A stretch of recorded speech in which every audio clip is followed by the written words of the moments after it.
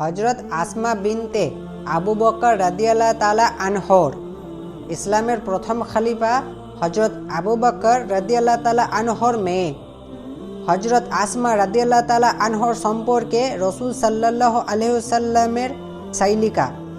হজরত আসমা রাদিয়াল্লাহু তাআলা আনহর বিয়ে হয়েছিল রসুল সাল্লাল্লাহু আলাইহি ওয়াসাল্লাম আরেক সাহাবী হজরত জুবাইর রাদিয়াল্লাহু তাআলা আনহ এর সাথে। হজরত জুবাইর রাদিয়াল্লাহু তাআলা আনহ ছিলেন খুবই গরিব। তার ধন সম্পদ বলতে কিছুই ছিল না, না ছিল তার জমি জায়গা। হজরত জুবাইর রাদিয়াল্লাহু তাআলা আনহর সম্পদ ছিল কূপ থেকে পানি ওঠানোর জন্য একটি উট এবং একটি ঘোড়া। হজরত আসমা বিনতে আবু বকর রাদিয়াল্লাহু তাআলা আনহর উট ও ঘোড়া চড়াতেন, খাবার খাওয়াতেন, পানি পান করাতেন। পানি ওঠানোর মস্ক ছিঁড়ে গেল সেলাই করতে।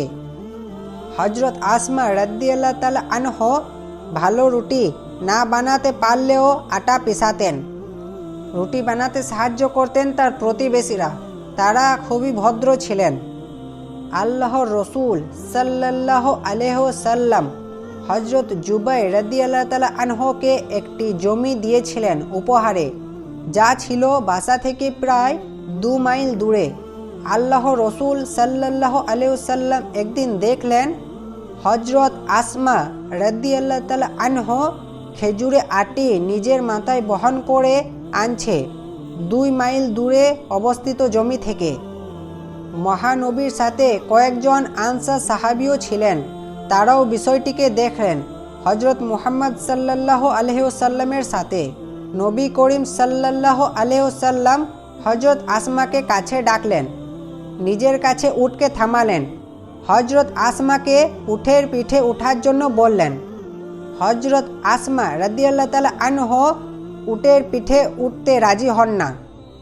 পরপুরুষের সাথে যাওয়াকে হজরত আসমা রাদিয়াল্লাহু তাআলা আনহ অপছন্দ ও লজ্জাবোধ করলেন।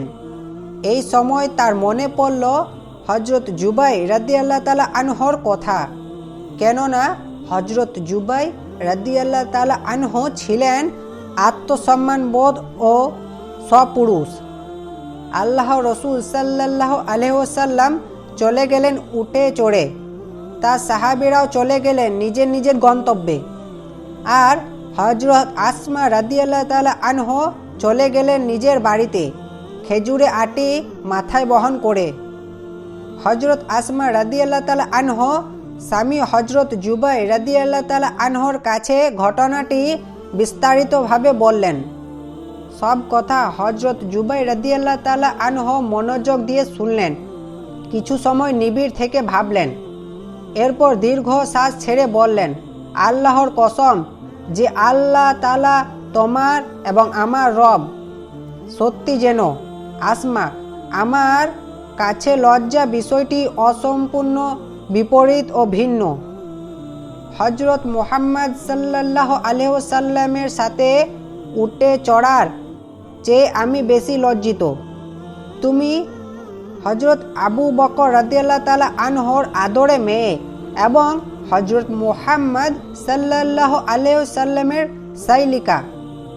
একজন নারী হয়েও কষ্ট করে খেজুর আটি বোঝা নিজের মাথায় বহন করে এনেছো, এটা আমার কাছে বড় লজ্জাজনক ও অপমান।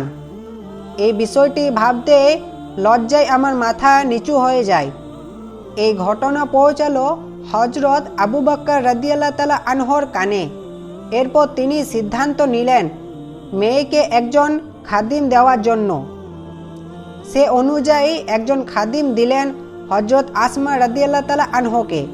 পিতা হজরত আবু বকর রাদিয়াল্লাহু তাআলা আনহ খাদিম ঘোড়া ও উট দেখাশোনা করত, খাবার খাওয়াতো, পানি পান করাতো, খেজুরে আটি বহন করে আনতো। হজরত আসমা রাদিয়াল্লাহু তাআলা আনহর সকল কাজ করে দিত। এরপর রেহাই পেলেন হজরত আসমা রাদিয়াল্লাহু তাআলা আনহ।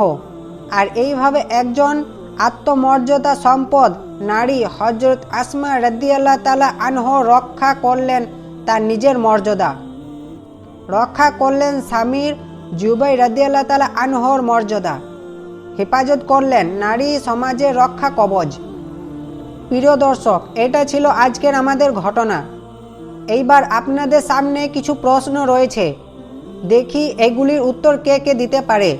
হজরত আবু বকর রাদিয়াল্লাহু তাআলা আনহু কে ছিলেন? হজরত জুবাইর রাদিয়াল্লাহু তাআলা আনহু কে ছিলেন? হজরত আসমা রাদিয়াল্লাহু তাআলা আনহু কে ছিলেন? হজরত আসমা রাদিয়াল্লাহু তাআলা আনহু কি করতেন? হজরত জুবাইর রাদিয়াল্লাহু তাআলা আনহুর কি সম্পদ ছিল? আজকের জন্য এতটাই। ইনশাআল্লাহ আরেকটা ভিডিও নিয়ে আপনাদের সঙ্গে আবার সাক্ষাৎ হবে।